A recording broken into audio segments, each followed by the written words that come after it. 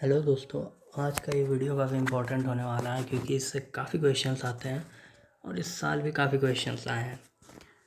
तो हम लोग आज मॉडर्न क्वांटम मैकेनिक्स सीखेंगे। खैर, इसको स्टार्ट करने से पहले मैं आपके लिए एक बात कहना चाहता हूँ जो कि बिल्कुल ही जनहित में जा रही है कि तोड़ देंगे शरीर का कोना कोना लेकिन नहीं होने देंगे कोरोना। तो आप लोग भी घर से बाहर मत निकलिएगा।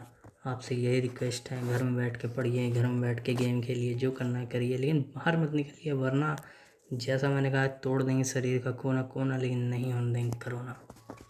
तो स्टार्ट करते हैं ऑपरेटर से।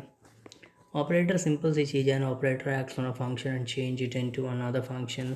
ये हम लोगों ने क्वांटम मैकेनिक्स में बेसिक में पढ़ा होगा कि कैसे ऑपरेटर किसी भी वेव फंक्शन के ऊपर एक्ट करता है और वेव फंक्शन को चेंज कर देता है इनटू सम अदर स्टेट।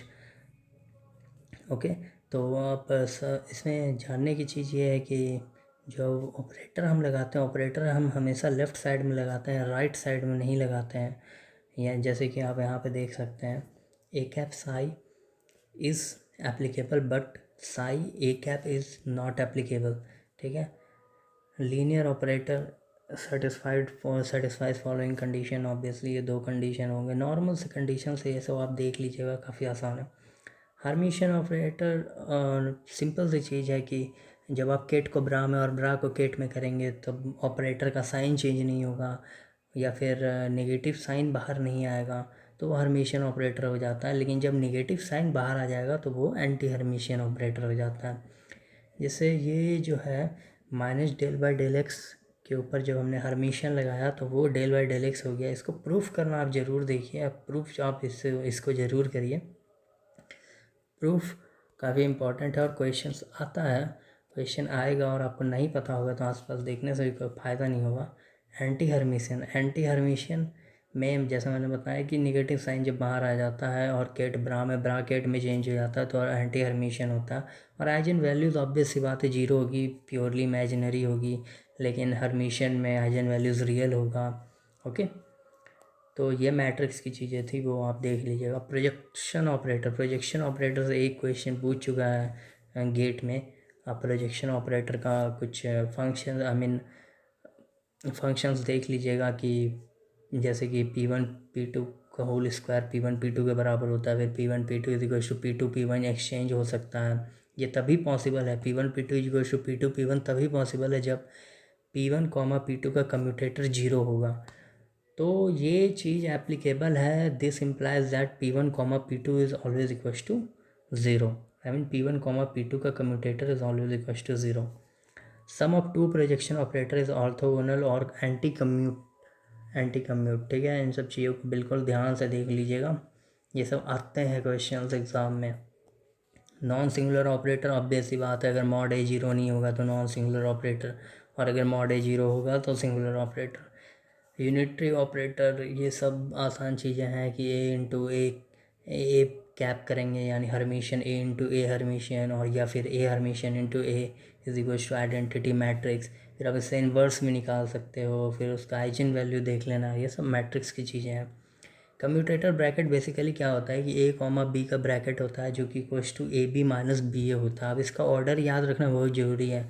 हमेशा पहले फर्स्ट लिखते हैं फिर सेकंड लिखते हैं, यानी ए उसके बाद बी, उसको मल्टीप्लाई कर देंगे फिर माइनस बी इंटू ए। कभी भी ऑर्डर को चेंज मत करिएगा, नहीं तो आंसर गलत आ जाएगा। ठीक है, और कम्यूटेटर ब्रैकेट का बेसिकली मीनिंग यही होता है कि जब ये ब्रैकेट यानी ए कॉमा बी का ब्रैकेट जब जीरो हो जाता है, इसका मतलब ये होता है कि ए और बी के बीच में कुछ रिलेशन है, यानी ये दोनों कम्यूट कर रहे हैं।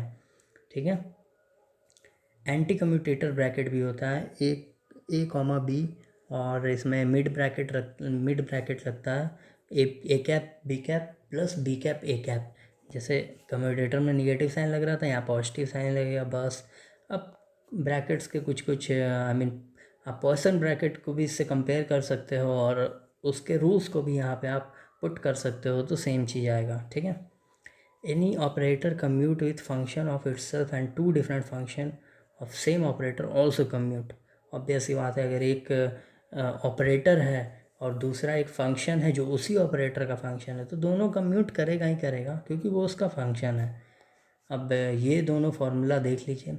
ये दोनों फार्मूला में जो सेकंड फार्मूला है that is under bracket A comma B bracket comma B bracket is equal to 0। अगर ऐसा कंडीशन होगा तो ए कॉमा बी ब्रैकेट हमेशा स्केलर होता है।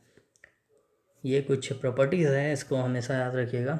और जो थर्ड प्रॉपर्टी लास्ट प्रॉपर्टी है A B C B C A plus C A B is equal to 0, ये एक बार मतलब आ चुका है ये इसमें क्या बोलते हैं गेट में आ चुका है। अनसर्टेनिटी का ये बेसिक फार्मूला है, अनसर्टेनिटी का ओरिजिनल फार्मूला भी आप इसको कह सकते हैं। ये फार्मूला आप इसको भी याद रखिएगा। बेसिकली क्वांटम में ज़्यादातर प्रैक्टिस की चीज़ें हैं और याद करने की चीज़ें हैं। पैरिटी ऑपरेटर से अभी तक क्वेश्चन आया नहीं है, क्वेश्चन नहीं आया इसीलिए मुझे लग रहा है कि इससे क्वेश्चन आ सकता है। ओके, तो ये पैरिटी ऑपरेटर के कुछ प्रॉपर्टीज़ हैं, उसको ध्यान से देख लीजिएगा। Postulates of quantum mechanics normalization होता है, ये मैं बता चुका हूँ। फिर प्रोबेबिलिस्टिक आउटकम क्या होता है, ये भी मैं बता चुका हूँ। फिर टाइम इवोल्यूशन ऑफ सिस्टम से स्टेट। टाइम इवोल्यूशन में कुछ नहीं है, जो वेव फंक्शन है ना उसी के पहले उसके प्रीफिक्स में आप e⁻⁻⁻⁻ -i(h)t-t0/h लगा दीजिए, वही आपका मतलब टाइम इवोल्यूशन ऑफ सिस्टम से स्टेट हो जाता है। यानी आप उसमें टाइम को बस इन्वॉल्व कर दिए हो और कुछ नहीं, ठीक है।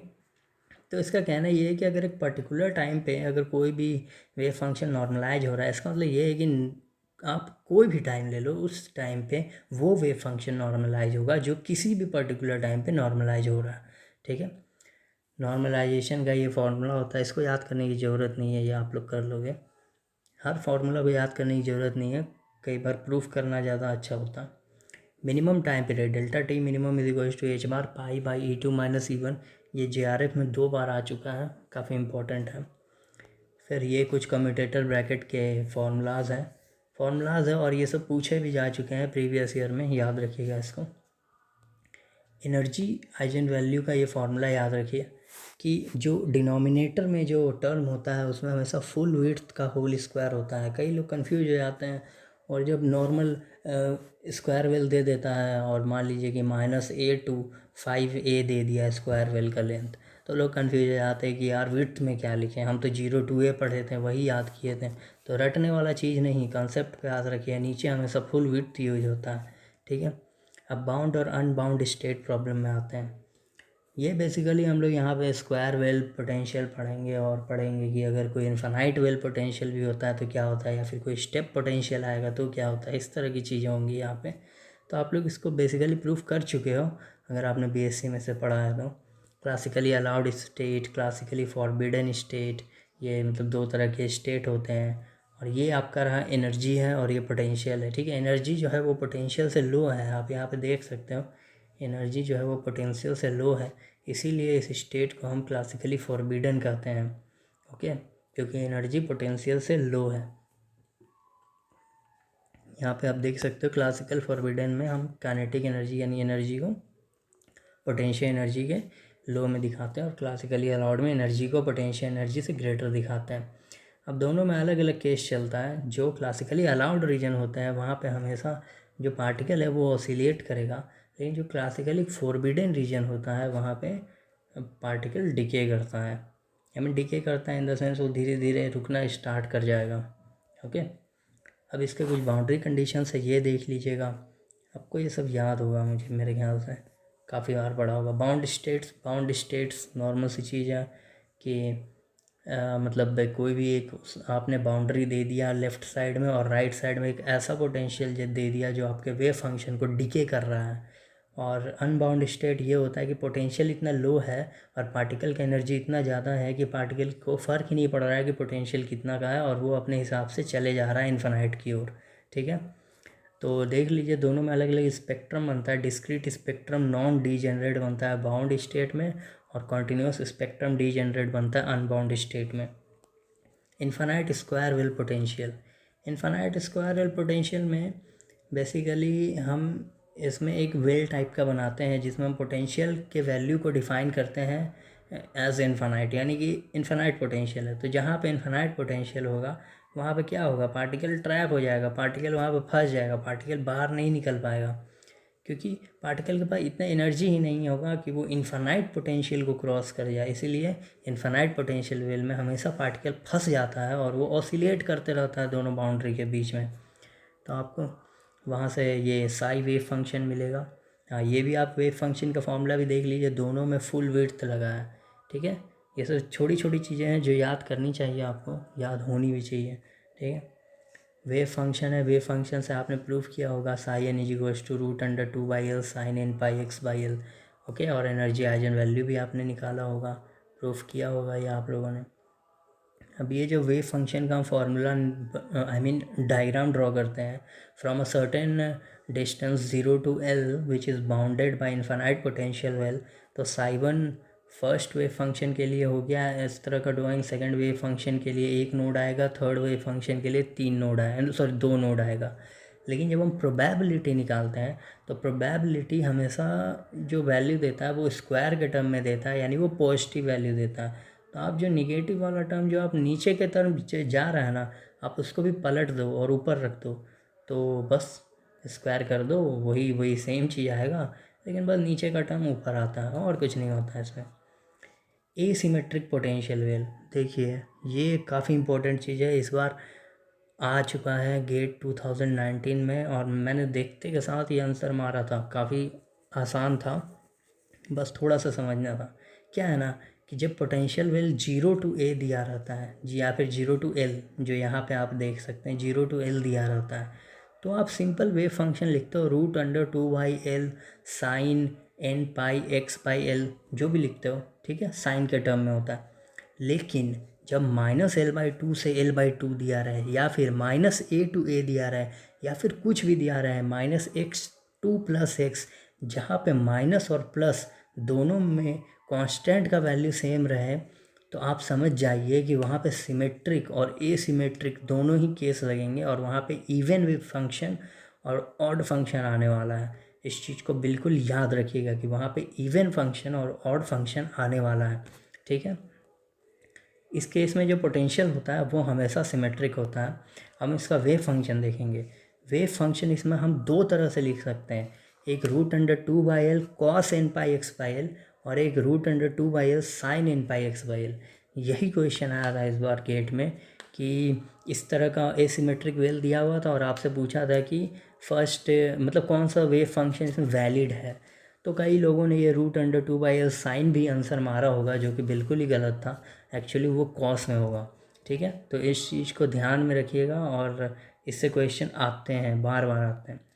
अब ये आपका 3D केस के लिए है। 3D केस के लिए यानी कि अगर आपके पास एक बॉक्स है जो कि तीनों डायमेंशन में है, और उसका क्यूबॉइड टाइप का मतलब डायमेंशंस है, तो A B C उसके साइड्स होंगे, और NX NY NZ मोड्स होंगे, अवेलेबल मोड, तो आप उससे एनर्जी स्टेट निकाल सकते हो।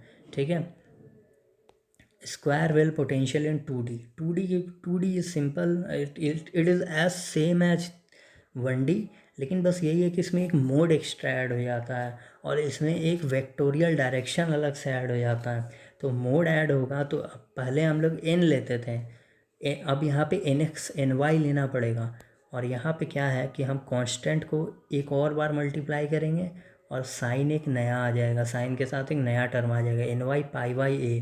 ठीक है, अगर मान लीजिए कि ये 3D रहता, तो हम क्या करते हैं, हम √2/A का पावर 3 कर देते हैं, और यहाँ पे साइन NX π/A रहता, साइन NY π/A रहता, और एक और आ जाता साइन NZ πZ/A। ठीक है, तो इस तरह से आप तीनों डायमेंशन में देख सकते हो। अब एनर्जी आइजन वैल्यू में जो ऊपर नॉर्मल सा जो n² टर्म था, अब वो NX² + NY² हो गया है। उसी तरह से जब 3D आएगा तो वहाँ पे NX² + NY² + NZ² हो जाएगा। ठीक है, इन सब चीज़ों को ध्यान में रखिएगा।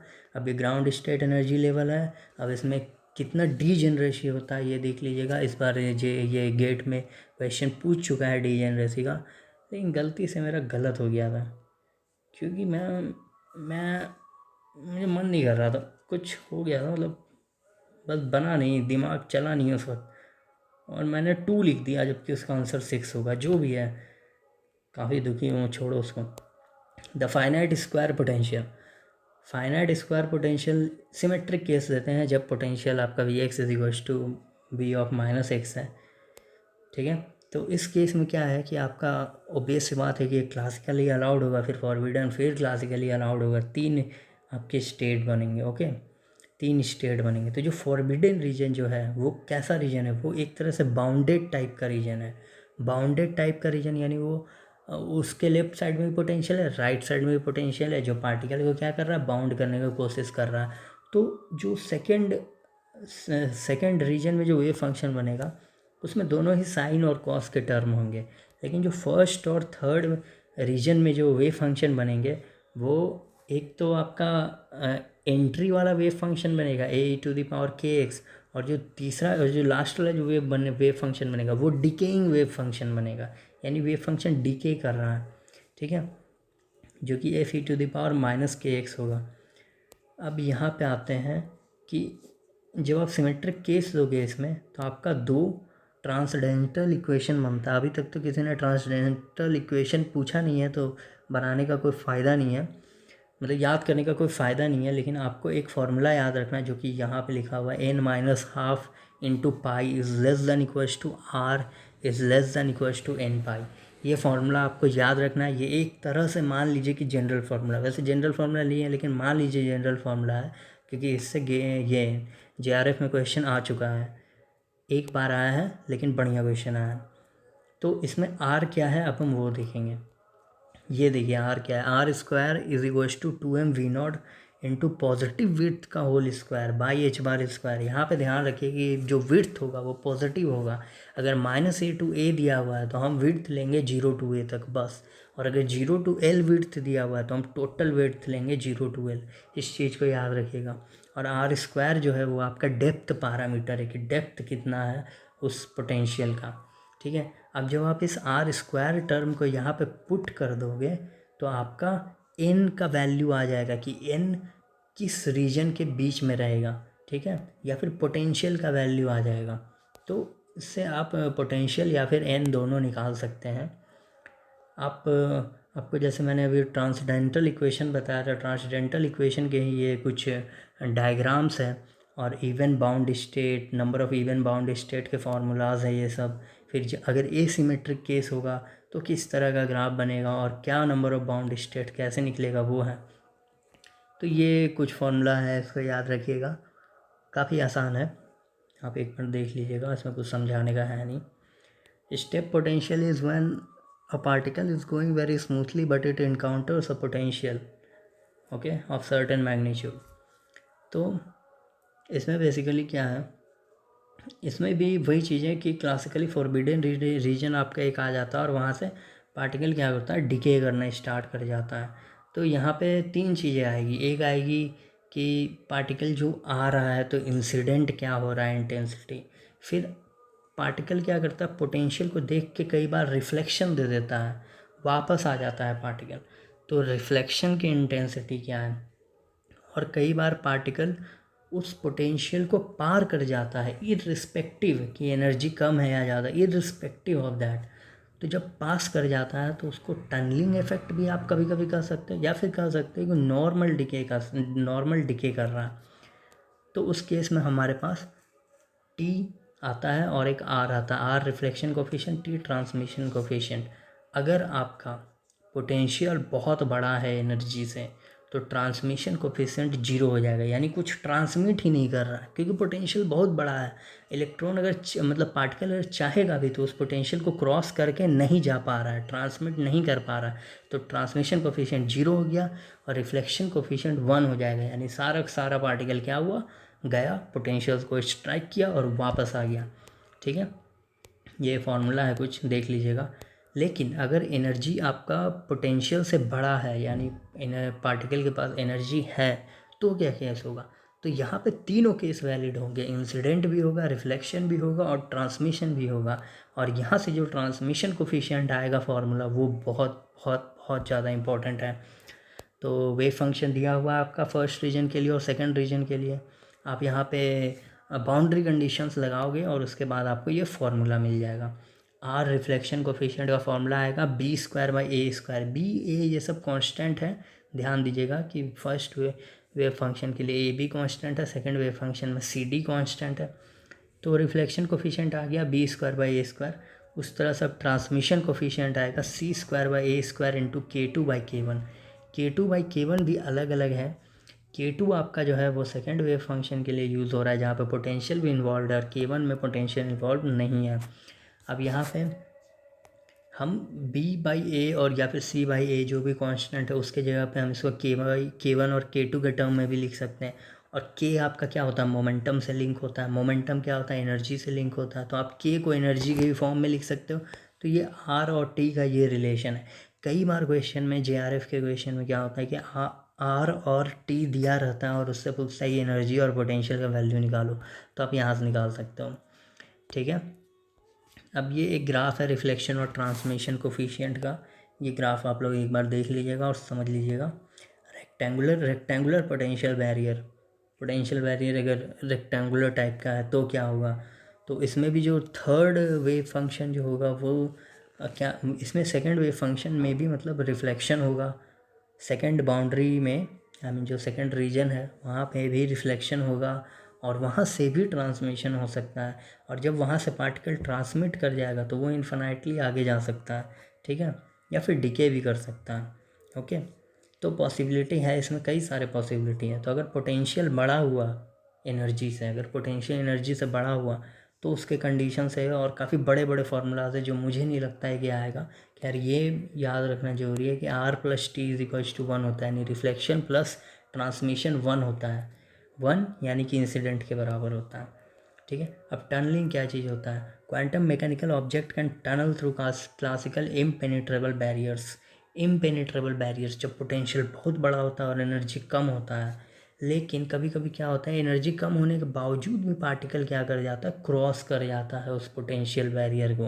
तो इस फिनोमिना को हम कहते हैं टनलिंग इफेक्ट, कि वो अचानक से वहाँ जो बैरियर होता है, पोटेंशियल बैरियर, वहाँ से अचानक से गायब हो जाता है और पोटेंशियल बैरियर के बाहर निकल जाता है। ये एक तरह का टनलिंग इफेक्ट हो गया। ठीक है। तो ये टनलिंग इफेक्ट में भी आप नॉर्मल तरीके से वेव फंक्शन बना सकते हो, psi1 psi2 psi3 इस तरह का, where energy is greater than potential मान के आप बना सकते हो यहाँ पे। तो यहाँ से आपका ट्रांसमिशन कोफिशिएंट निकल जाएगा। और परफेक्ट ट्रांसमिशन के लिए ये होना ज़रूरी है, ये जो इक्वेशन है sin² 2k1a = 0 होना ज़रूरी है। फिर यहाँ पे आपका ट्रांसमिशन और E/V0 के बीच का ग्राफ है।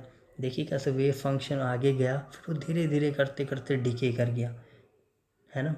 वो धीरे धीरे करते करते डिके किया।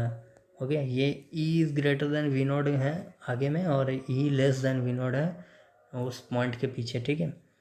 तो बस यही है, बस इससे ज़्यादा पूछेगा नहीं। जो पूछेगा वो था आपका बेसिकली टनलिंग इफेक्ट का formula, I mean transmission coefficient, reflection coefficient का फार्मूला जो पूछेगा आपसे, और वेव फंक्शन पूछेगा। और ये पूछ सकता है R² यानी पोटेंशियल निकालने के लिए या फिर N निकालने के लिए पूछ सकता है। बस दैट्स ऑल।